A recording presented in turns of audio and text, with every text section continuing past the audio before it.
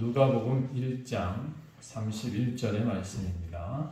조시아 읽어주시겠습니다. 누가복음 1장 31절.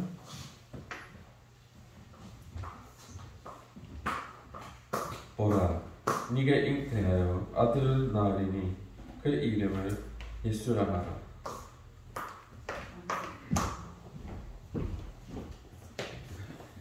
그 이름 예수. 그 이름 예수. 그 이름 예수. 이 이름이 우리와 무슨 상관이 있느냐?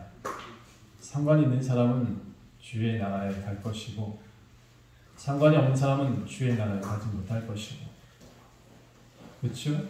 이 이름이 무엇이냐? 알아야 됩니다. 이 이름이 무엇이냐? 이 이름의 의미가 무엇인지를 우리 알아야 됩니다. 여러분, 이 이름이 그래서 굉장히 중요합니다. 이 이름, 예수. 예수가 무엇인지 분명히 아는 것이 우리가 지금 배우고 있고 또 예배를 드리고 있는 목적이 됩니다. 예수가 누군가요? 여러분한테 예수는 누군가요? 어떤 존재이신가요? 예수가 무엇 때문에 이 땅에 오셨는지를 분명히 알고, 예수가 무엇을 위해서 우리를 살리기 위해서 또 우리를 위해 왜 그의 목숨을 내어버리면서까지 그는 이 땅에 오셔서 우리를 살리려고 노력하셨을까요? 예수. 도대체 그 이름 예수는 무엇 때문에? 이 질문을 하셔야 돼요, 여러분. 이 질문이 여러분한테 나타나지 않으면 나는 종교인이에요. 이 이름이 나한테 나타나서 그 물음을 하고 있는 사람은 그는 진짜 하나님 앞에 나가는 신앙인이에요. 예수, 도대체 나와 무슨 상관이 있습니까? 라고 물어야 돼요. 예수, 그 이름이 나한테 무슨 의미가 있습니까? 라고 물어야 돼요. 자, 오늘은 명절 앞두고 있어서 많은 분들이 나오지 못하시는 것 같아요. 그런데 여러분, 명절도 가족이 있어야 의미가 있죠. 그렇죠? 명절 아무리 많아도 가족이 없는 명절은 참 힘든 것 같아요. 그래서 명절은 가족과 함께라는 그 부제가 붙어야 된다고 생각합니다. 명절은 가족과 함께하는 날. 그래서 잃었던 가족도 찾을 수 있는 날이 명절이 되어야 된다고 생각합니다. 자, 원주 좋은교회 성도들은 제가 또 사랑하는 가족들입니다. 그래서 주일 함께 모여서 함께 예배드리는 것이 저의 또 명절 준비이기도 합니다. 여러분도 가족이시니까, 원주 좋은교회 가족이시니까 함께 이 명절의 기쁨이 함께 있었으면 좋겠다 생각합니다. 지난주에 제가 누가의 입장에서 누가복음을 처음 설명했습니다. 누가는 어떤 사람이고 누가는 어떤 배경에서 이렇게 편지를 쓰게 됐는지, 누가복음을 통해서 누구에게 전달하려고 노력했는지, 그래서 누가가 어떤 사람이었기 때문에 그렇게 열심히 면밀하게 살폈는지, 누가는 의사였다고 말씀드렸고 바울의 동역자였다고 말씀드렸습니다. 이 누가는 예수님을 본 적이 없다고 말씀드렸습니다. 그래서 누가는 예수님을 찾아갔다라고 제가 지난주에 말씀드렸죠. 그래서 오늘은 다시 이 누가가 찾아간 사람들의 입장에서 한번 살펴보겠습니다. 누가가 면밀히 살폈던 두 집안이 있었는데, 하나는 사가랴의 집안이죠. 하나는 마리아의 집안입니다. 이 둘을 살피지 않고서는 도저히 예수라는 분을 찾을 수가 없었기 때문에 이 집안을 쫓아갑니다. 그렇죠? 그리고 그 집안에서 무슨 일이 있었냐? 이걸 다 찾아본 사람이 누가였다는 거죠. 자, 여기에 이제 요한이라는 이름이 등장하는데, 이 요한이라는 사람은 사가랴의 아들이죠. 늦게 나온, 나이가 많은, 아무래도 이 누가에 나오는 사가랴와 엘리사벳은 도대체 나이를 가늠할 수가 없어요. 다만 자신들이 도저히 아이를 낳을 수 없는 사람들이라고 스스로 생각했다는 거죠. 그래서 절대로 나는 아이를 낳을 수 없어 라고 생각했던 사가랴에 물음이 있었어요. 천사한테까지. 심지어 천사한테까지도 나는 아이를 낳을 수 없는데 증거가 뭡니까? 라고 물어보는 참 엉뚱한 그런 사람이죠. 엉뚱하다 보다보는 자기가 할 수 없는 것을 알기 때문에 불가능하기 때문에 물어봤던 것 같아요. 아무튼 자 요한 그의 아들 요한이라는 이름은 이 이름의 뜻은 여호와는 은혜가 깊으시다 라는 뜻입니다. 요한의 뜻이 뭐라고요? 여호와는 은혜가 깊으시다 이런 뜻을 갖고 있어요. 그 아이의 태어남은 너도 기뻐하고 즐거워할 것이고 많은 사람도 그의 태어남을 기뻐하게 될 것이다. 이는 그가 주 앞에서 여기 부제가 분명히 붙어요. 주 앞에서 큰 자가 되며 포도주나 독한 술을 마시지 아니하며 성령의 충만함을 받아 이스라엘 자손을 주 곧 그들의 하나님께로 많이 돌아오게 할 자다 라고 1장 14절부터 16절까지 기록합니다. 요한의 삶을 한마디로 표현한다 라고 하면 나시린입니다. 나시린. 마지막 나시린이 요한이었습니다. 나시린에게서는 하지 말아야 될 것이 뭐냐? 포도주나 술을 마시지 말 것, 머리를 깎지 말 것, 그리고 나쁜 거 먹지 말 것, 예, 안 좋은 거 먹지 말아야 돼요. 자, 나시린이 되면 머리를 일단 안 깎잖아요. 제가 한 가지 닮은 게 있어요. 머리는 깎는데 제가 나시린 중에 하나를 하고 있어요. 술을 마시지 않아요. 전 포도주를 마셔본 적이 없어요. 술을 마셔본 적이 없다고 하면 안 되구나. 어디 쪽에 우리 찬이만한 나이 때 술을 막걸리 받아 마셨군요. 근데 그 이후로 한 번도 저는 술을 마셔본 적이 없어요. 예. 또 나시린은 시체를 가까이 하지 않아요. 그리고 몸을 구별해서 거룩하게 살려고 노력을 해요. 그래서 그런지 요한은 나시린의 사명을 잘 감당하기 위해서 메뚜기하고 석청을 먹었어요. 그것을 음식 대신 삼으며 살았던 것 같아요. 메뚜기와 석청. 여러분, 이 메뚜기가 어떤 곳에서는 곡식의 이름으로 쓰여요. 그래서 정확히 이름이 생각이 안 나는데 쥐염 열매라고 하는 그 열매와 같은 이름을 쓰고 있어요. 다른 지역에서는 그것을 쥐염 열매, 우리나라에서 표현을 그렇게 썼는데 우리 탕자가 돌아올 때 먹었던 쥐염 열매. 근데 그 발음이 비슷해서 그런지 어떤 사람은 이건 메뚜기와 석청이 아니라 그 열매를 그 요한이 먹었다 이런 학설도 있어요. 아무튼 그런데 제가 보기에는 메뚜기와 석청이 그래도 좀 더 부드러운 것 같아요. 들에서 살았고 그들이 먹을 수 있었던 음식이 꿀과 메뚜기였다. 여러분, 메뚜기 안에는 단백질이 50%, 지방이 한 20%인데, 그러니까 엄청나게 많은 고단백의 식품이에요. 몸이 약한 사람이 메뚜기 먹으면 나아요. 그만큼 아주 좋은 식품 중에 하나예요. 자, 사가랴는 아무리 천사가 나타나서 내년에 아기를 가질 거야 라고 말을 했는데 이 말을 수용하기 너무 어려워요. 왜냐하면 나이가 많거든. 내 아내도 늙었거든요. 자기가 안 늙고 아내가 젊으면 혹시라도 가능성이 있는데 둘 다 늙었다는 거예요. 그래서 물었어요. 내가 이것을 어떻게 해야 알 수 있겠습니까? 라고 물었더니 천사가 말을 하래요. 내 말을 안 믿어? 누가복음 1장 20절에 이렇게 표현했어요. 이는 내가 내 말을 믿지 아니하거니와 때가 이르면 내 말이 이루어질 것이다. 그래서 의심을 한 사가랴가 천사가 그렇게 얘기를 하죠. 이제 너 벙어리 될 거야. 아이가 때가 이를 때까지 벙어리가 될 거야. 이렇게 표현했어요. 그때는 몰랐죠, 그렇죠?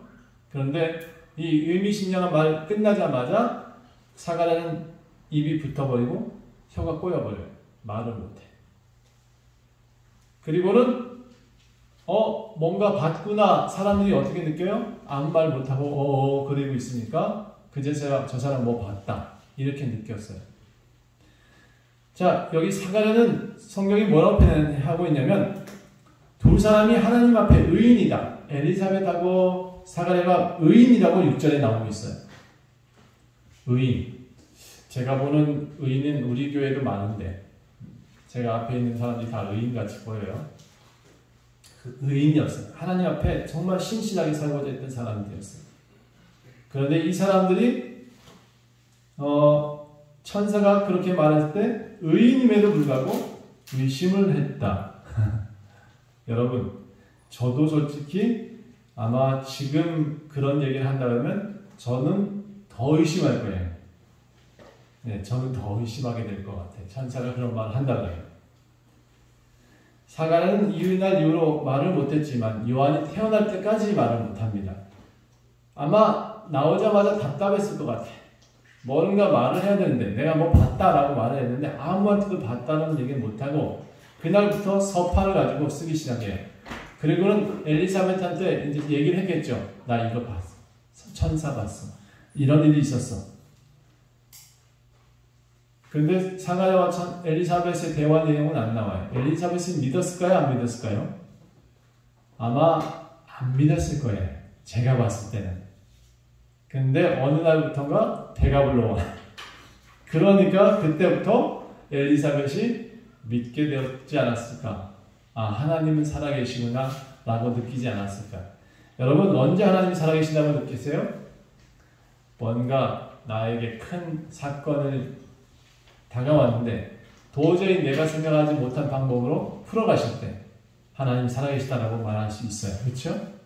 아픈 사람이 갑자기 나았어. 기도했더니 나았다? 가끔 그런 경우가 생기긴 하는데 전 거기에 의지하지 말라고 해요. 그럼에도 그런 상황이 있는 사람들한테는 하나님이 계신다라고 말을 하더라고요. 자, 어떤 사람이 또 전 하나님이 계시다고 말을 하냐면 의사가 어려운 수술을 성공하고 나왔을 때 전 하나님이 살아계신 것 같아요. 왜? 어제는 죽었는데 오늘 살았거든. 그렇죠? 그 의사가 분명히 어제는 사람을 죽이고 나왔는데 오늘 사람을 살리고 나와요. 그래서 저는 아하, 하나님이 살아계시구나. 사람의 힘으로 하는 거 아니구나 라는 걸 느껴요. 그래서 생명이 죽게 있다 성경으로 표현하고 있습니다. 엘리사벳이 배가 불러오니까 그제서야 아하, 하나님이 계시구나. 그의 말이 옳구나 라고 느꼈을 거예요. 자, 천사가 뭐라 그랬냐? 이제 또 마리아한테 소식을 전하죠. 마리아한테 들어가서 은혜 받을 자여 평안할지어다. 주께서 너와 함께 하시도다. 하니까 처녀가 그 말을 듣고 어찌 이런 인사가 나한테 있을까? 라고 생각을 했다 그래요. 그런데 그 천사가 이렇게 말하죠. 이르되 무서워하지 말라. 내가 하나님께 은혜를 입었어. 라고 표현합니다. 이 천사는 사가랴한테도 나타났죠. 그리고 요셉한테도 나타납니다. 이 요셉이 어디서 나와요? 여기 요한복음에 안 나와. 누가복음에 안 나와요. 어디서 나오냐면 마태복음에 요셉이 나오는데 요셉에게도 주의 천사가 나타나서 주의 사자가 나타나서 그가 성령으로 잉태되었다라는 소식을 전해요. 그래서 그의 아내 마리아를 데리고 왔다라고 표현을 해요.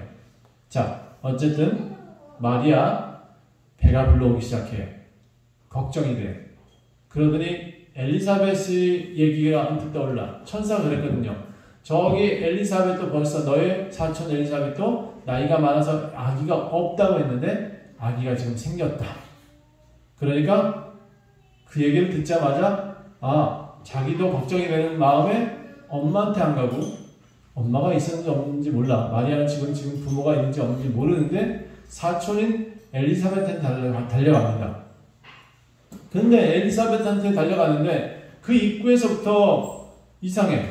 엘리사벳 뱃속에서 뭐가 막 꿈틀꿈틀 뛰는 거예요. 그래서 갑자기 몸에서 뭔가 뜨거움이 몰려오더니 이 엘리사벳이 외치기 시작합니다. 누가 문을 열고 딱 들어오는 순간부터 외쳤다라고 되어 있습니다. 이게 아마 성령 충만함에 나타나는 어떤 증상의 하나인 것 같긴 한데 가끔 사람들이 좀 엉뚱하게 성령 충만함을 가지고 표현을 그렇게 하긴 하더라고요. 여러분들 절대로 성령 충만하면 펄쩍펄쩍 뛰기만 하지는 않습니다. 성령 충만하면 저처럼 차분해지기도 해요. 그러니까 성령 충만했다고 뭔가 방방 뛰는 것이 성령 충만이 아니에요. 그것만이 성령 충만이라면 저는 하나님이 참 편협하다고 생각을 해요. 성령 충만함은 도리어 잠잠해질 수도 있고 위기 앞에 안정적일 수도 있어요. 이해하시죠? 여러분 성령 충만함이 마리아처럼 방방 뛰진 않아요. 엘리사벳처럼 방방 뛰는 경우도 있지만 자, 복중에서 아기가 펄쩍 뛰었다. 그리고 이 여인이 엘리사벳이 마리아를 보자마자 이렇게 외쳐요. 여자 중에 내가 복이 있으며 내 태중의 아이도 복이 있도다. 내 주의 어머니가 내게 나오니 이 어찌 된 일인가. 보라, 내 무난한 소리가 내 귀에 들릴 때 아이가 내 복중에서 기쁨으로 뛰놀았도다. 주께서 하신 말씀이 반드시 이루어지리라고 믿는 그 여자가 복이 있도다. 이렇게 축복을 해요. 아니, 엘리사벳은 지금 보세요. 안녕하세요 인사도 안 했어. 들어오자마자 마리아가 엘리사벳한테 인사도 안 했어요. 그런데 뱃속에서 난리가 났고 그 아이가 문 열자마자 엘리사벳은 외쳤다. 이게 그냥 일어나는 일이겠냐 이거죠. 마리아는 그 소리를 듣자마자 안녕하세요 인사도 안 했는데 그 소리를 듣자마자 무슨 생각을 했냐. 아, 하나님이 역사하고 계시는구나 라고 느꼈을 거예요. 가끔 우리도 그런 경우가 생길 거예요. 누가 말도 안 했는데 이상한 예언을 하듯이 예언을 하는 거죠.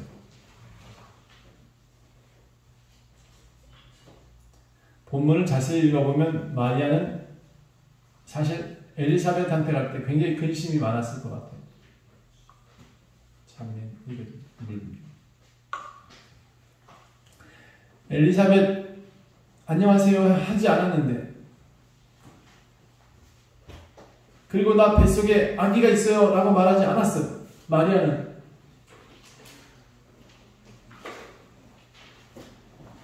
뭔가 자기가 충만하게 되어지고 난 다음에 마리아를 반기고 있는 자기도 엘리사벳도 이 사건에 대해서 이해 못하는 일을 하고 있어요.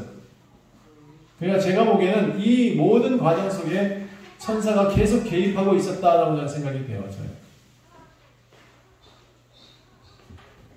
천사 가브리엘이 마리아에게 나타나서 이렇게 말을 했어요. 보라, 내가 잉태하여 아들을 낳을 것인데 그 이름은 예수라고 해라. 예수라고 해라.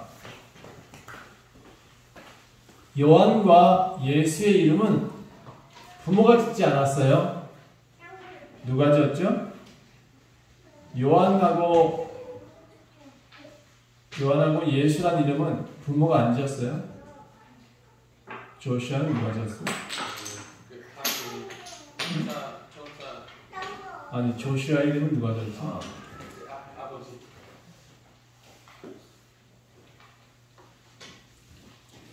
조슈아가 또 천사가 조슈아로 하라고 했는지 알았는데 아버님한테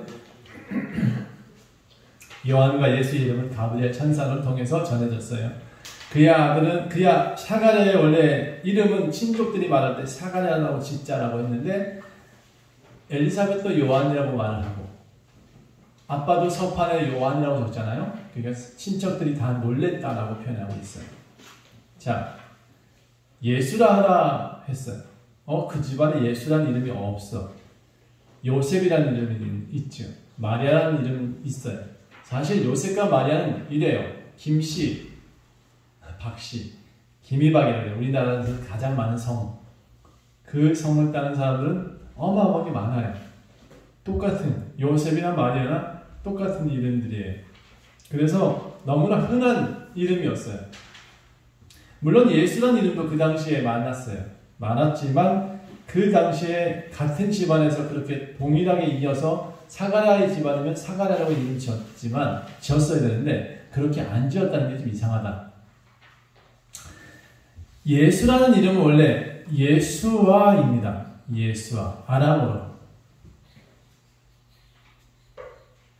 이게 구약 성경에 나오는 여호수아, 조슈아를 번역시킨 이름이죠. 예수아, 조슈아, 또 다른 약간의 비슷한 L자 써서 레우스인가? 아니, 발음이 잘 안 돼서 내가 뺐어요. 아무튼 이렇게 불려지는 이름이 있어요. 근데 같은 뜻을 갖고 있어요. 자, 이게 무슨 뜻일까? 예수. 무슨 뜻이에요? 혹시 아세요? 찬이가 알 것 같은데. 따라합시다. 구원자. 예수는 구원자. 구원자. 이게 근래에 나온 게 아니에요. 예수라는 이름 지을 때 그 당시에 나왔던 이름만이 아니에요. 이 예수는 오래전부터 불렸던 이름이에요. 왜냐하면 많은 사람들이 구원자가 나타날 것이라고 믿고 있었기 때문에.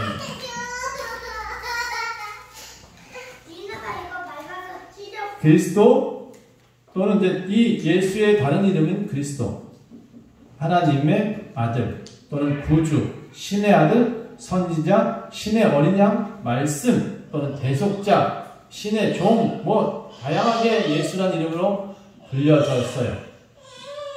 근데 어떤 사람은 예수라는 단어에는 사람의 아들이라는 호칭도 있다 라고 되어져 있어요. 그래서 아담, 둘째 아담, 이 아담이라는 단어는 뭐냐면 사람이에요. 사람. 아담이라는 단어 자체가 원래 사람을 지칭합니다. 예수도 사람의 아들이다 라는, 예수 스스로는 그렇게 말을 했어요. 아들이다. 예. 호칭을 그렇게 표현하는 사람도 있습니다. 자, 그런데 저는 두 단어를 꼭 기억했으면 좋겠어요. 앞에 뭐 메시아 또는 신의 아들, 하나님, 선지자 이런 거 다 모르겠다. 다만 예수는 구원자 또는 예수 그리스도라고 하니까 그리스도는 기름을 부음받은 자라는 거예요. 기름 부음받은 자가 무슨 뜻이냐 하면 왕에게 기름을 부었다. 왕에게. 그래서 왕을 칭호를 쓸 때 그리스도라는 칭호를 씁니다. 다시 예수가 무슨 뜻이라고요? 구원자. 그리스도는 또 무슨 뜻이라고요? 기름을 부었다 해서 기름 부음 받은 자, 왕을 지칭할 때 씁니다. 그래서 그리스도는 왕이다 이 뜻입니다. 우리의 왕 그리스도시다 라고 얘기하는 거죠. 그러니까 왕과 그리스도는 같은 뜻이니까 우리의 왕 예수 그리스도 이렇게 표현하는 건 좀 이상해요. 우리를 구원하시는 왕이시다 이 뜻이 예수의 뜻이에요. 자, 마리아는 엘리사벳 말을 듣고 더욱 확신했죠. 나는 안녕하세요도 안 했고 나한테 뱃속에 아기도 있어요 라고 말을 하지 않았는데 마리아는 그때부터 엘리사벳의 이야기를 듣고 하나님을 찬양하기 시작합니다. 뭐라고 했냐면 자기 몸에 억눌러 있던 얘기를 다 털어내요. 자, 47절, 46절부터 볼까요? 1장 46절. 마리아가 이르되 내 영혼이 주를 찬양하며 내 마음이 하나님 내 구주를 기뻐하였음은 그의 여종의 비천함을 돌보셨습니다. 보라 이제 후로는 만세의 날을 복이 있다 일컬이로다. 자, 여기 또 비천하다라고 되어 있죠. 얼마나 지금 마리아가 마음에 속상함이 있었는지 알 수 있는 단어예요. 자기가 얼마나 연약한 존재인지를 알 수 있는. 당시의 여자는 사람 취급도 안 했는데 거기다가 처녀가 아이를 가졌으니 얼마나 많은 사람한테 천시를 받았겠어요. 혹시라도 부모가 있었다 할지라도 마리아의 부모는 한 번도 나온 적이 없어요. 성경에. 혹시라도 쫓겨나지 않았을까? 네, 그런 생각까지 들어요. 보세요.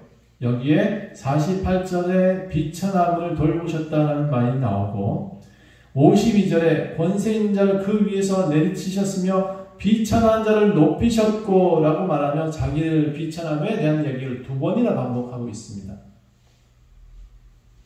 얼마나 속상했으면 이렇게 표현했을까, 그렇죠? 그런데 나를 이제 높이셨다라는 말이 이 단어, 마리아의 찬가의 가장 큰 핵심이에요. 줄인 자를 배부르게 만들어 주실 분이시다. 그가 내 안에 있다. 라고 외치고 있습니다. 이 여자의 숙명의 어떤 결혼과 자녀의 출산이 가져다 주는 여러 가지 어려움들을 다 표현하고 있어요. 정원한 처녀가 아이를 낳으면 죽임을 당했습니다. 그 당시에 결혼도 안 했는데 정원만 하고 1년 뒤에 결혼하기로 약속한 거예요. 그런데 아기가 생겼어. 그러면 그 당시에 모든 사람들은 돌로 쳐 죽여요. 얼마 전에 제가 참 충격적인 장면을 봤는데 우리 지금 탈레반이 탈취한 나라가 어디지? 그 아프가니스탄에서 그 아마 저항 세력이 있는 곳이 있나봐요. 그 마을에. 근데 그곳에 들어가서 사람들이 돌로 치는 모습을, 여자를 돌로 치는 모습을 직접 촬영을 했더라고요. 앉아있는 사람이 여러 사람이 돌에 맞아서 죽는 모습이 보여요. 그 모습 보고 제가 너무 충격을 받았어요. 야, 저렇게 지금도 지금도 저렇게 하고 있는 나라가 있다니. 아무튼 이렇게 두려웠던 마리아인데 엘리사벳의 집에서 3개월 동안 있어요. 편안하게. 아주 요양을 잘 했어요. 아이가 뱃속에서 잘 자라게 만들었어요. 왜? 엘리사벳 극진히 대접했거든요. 그가 뭐라 그래요? 주의 어머니가 여기 오시다니요. 이렇게 표현해요. 내 주의 어머니가 내게 나오니 이 어찌된 일인가 하고 43절에 그렇게 기뻐했거든요. 그래서 맨 마지막에 그 45절에 이렇게 표현하죠. 이 엘리사벳이 주께서 하신 말씀이 반드시 이루어질 것이다. 그리고 그렇게 믿은 여자가 복이 있다 라고 칭찬해 주시니까 엘리사벳이 거의 엄마 노릇을 한 거예요. 마리아는 그 집에서 참 편안하게 있다가 집으로 돌아갑니다. 그럼에도 정원한 요셉한테 아마 나 아기가 있어 라는 말을 하지 못했을 거예요. 마리아는 그때까지 집에 가서 남편이 될 사람한테 말을 못했어요. 그런데 어쩔 수 없이 배가 불러오는 모습 보고 그 요셉이 알아차렸을 것 같아요. 그 요셉은 집에 돌아가서 끙끙 앓아요. 어찌할까? 가만히 어떻게 끊어낼 수 없을까? 이제 저의 애누가 떨어져야겠다. 이런 마음을 갖고 있었어요. 그때 또 주의 사자라고 성경은 마태복음 표현하고 있는데 이 가브리엘이라고 저는 표현하고 싶어요. 누가복음 복음에 보니까 가브리엘이 다 소식을 전했거든요. 그때 요셉에게도 가브리엘 천사가 나타나서 야, 이 아이는 하나님께로 나온 아이다 라고 말을 해줘요.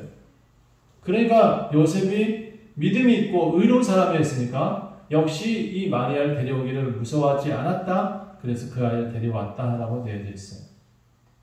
그리고 함께 태어난 아이, 그것이 예수였습니다.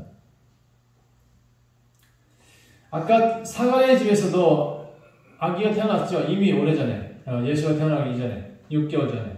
그런데 그때도 무슨 일이 있었냐? 입이 바짝바짝 말라 붙어있던 이 사가랴가 갑자기 서판에다 글을 쓰기 시작해요. 요한이라고 해 라고 썼어요. 다 친족들이 사가랴라고 이름 짓자라고 했을 때 엄마도 요한이라고 쓰니까 엄마 말은 엘리사벳은 여자잖아. 그러니까 무시했는데 서판을 들어 뺏어가지고는 요한이라고 쓰는 아버지의 말을 보고는 또 친족들이 무시할 수 없죠. 어른이었으니까.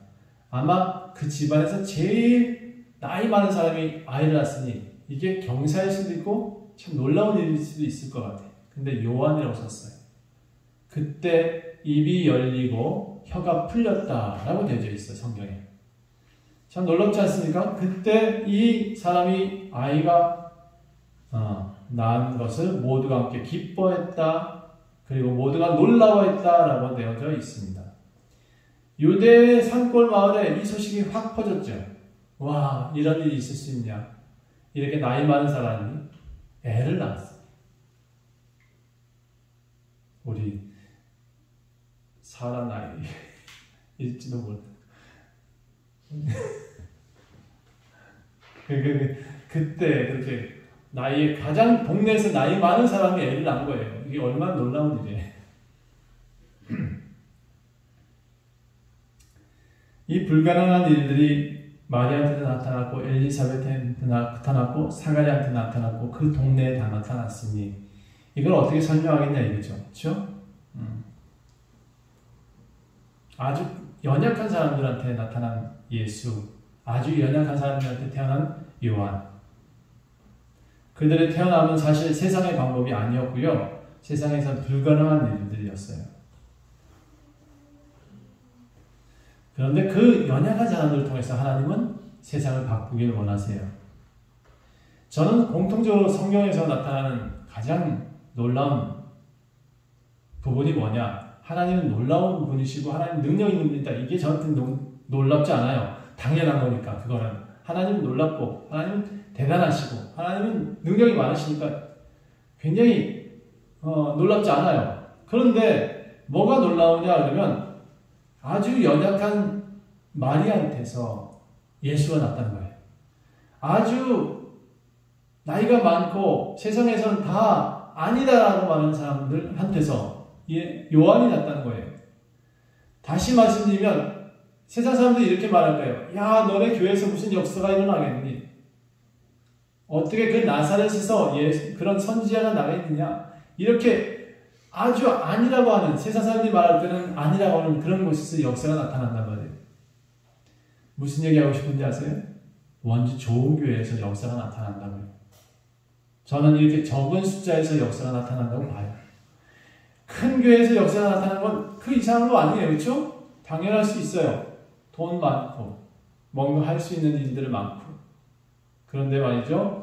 작은 교회에서 역사가 일어날 때 그건 진짜 하나님의 역사라고 저는 생각을 해요. 아주 연약한 사람들의 배를 빌려서 태어난 요한과 예수였어요. 그들은 전부 다 하나님 앞에서 나는 정말 보잘것없는 존재요라고 말했던 사람들이었어요. 근데 그 보잘것없는 사람들이 믿음을 가진 사람들이었고, 그 믿음을 가진 사람들이 정말 놀라운 일들을 해내고 있잖아요. 여러분, 우리의 믿음이 믿음만 있으면 돼요. 믿음만 있으면 돼. 우리를 통해서 살아날 사람들이 많다고 저는 생각하거든요. 자, 마리아의 찬가 뭐라고 했냐면 핵심적인 내용은 1장 49절입니다. 능하신 이가 큰 일을 내게 행하셨다. 그 이름이 거룩하시며 긍휼하심이 두려워하는 자에게 대대로 이르는도다. 여러분, 두려워하는 우리들한테 하나님의 복이 있을 것이다. 이렇게 표현하고 있습니다. 믿음이 연약한 우리가, 믿음이 있다고 그나마 우리 적은 사람들이 모였지만 이곳에 두려워하고 또 약한 우리들한테 하나님은 능하신 일을 행하신다. 마리아한테 하셨으니까 우리한테도 하실 겁니다. 사가랴에게 일어난 일들 우리한테도 나타날 것입니다. 사가랴의 예언을 요약한다면 1장 76절과 78절에 있습니다. 이 아이여 내가 지극히 높으신 이의 선지자라고 일컬음을 받고 주 앞에 앞서가서 그의 길을 준비하여 주의 백성에게 그 죄사함으로 말미암는 구원을 알게 하리니 이는 우리 하나님의 긍휼로 인합니다. 긍휼로 우리를 사랑하시기 때문에 이런 일을 행하셨다. 이게 지금 사가랴가 아주 강조하고 싶었던 내용입니다. 여러분, 결론을 내자면 하나님은 우리한테서 역사를 일으키십니다. 없어요. 부족해요. 그리고 약해요. 여기 강한 사람 있으면 나오더라고요. 우리 교회에는 한 사람도 강한 사람이 없더라고요. 다들 좀 부족해. 다들 좀 연약해. 그런데 하나님은 이 사람한테 의인이라고 표현해요. 이 사람한테 믿음이 있다고 표현을 해요. 이 사람들한테 하나님 앞에 진실하게 나타난 사람들한테 하나님께서 능력을 나타내 주신대요. 저는 그래서 큰 교회가 안 부러워요. 저는 그래서 돈 많은 사람 안 부러워요. 힘센 사람 안 부러워요. 열심히 그렇게 헬스장에 다녔는데 며칠 전에 죽었대 글쎄. 그렇게 산에 열심히 진짜 열심히 다니는 사람 많아요. 그런데 저희 사촌 형도 지리산 올라가다가 60세 되기 전에 돌아가시더라고요. 여러분, 운동을 많이 해서 하나님이 그 사람의 연수가 늘어나는 건 아니에요. 무엇을 말하고 싶으냐? 열심히 운동해야 돼요. 열심히 살아야죠. 내 체력을 위해서 열심히 노력을 해야 돼요.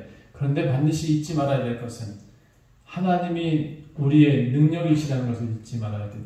하나님이 우리의 모든 것을 주관하고 있다는 사실을 잊지 말아야 돼요. 하나님이 연약한 사람을 통해서 능력 있게 만드신다는 사실을 잊지 말아야 돼요. 우리 하나님은 우리 교회 안에서, 이 작은 교회 안에서 역사를 일으키시는 분이라는 것을 잊지 말아야 돼요.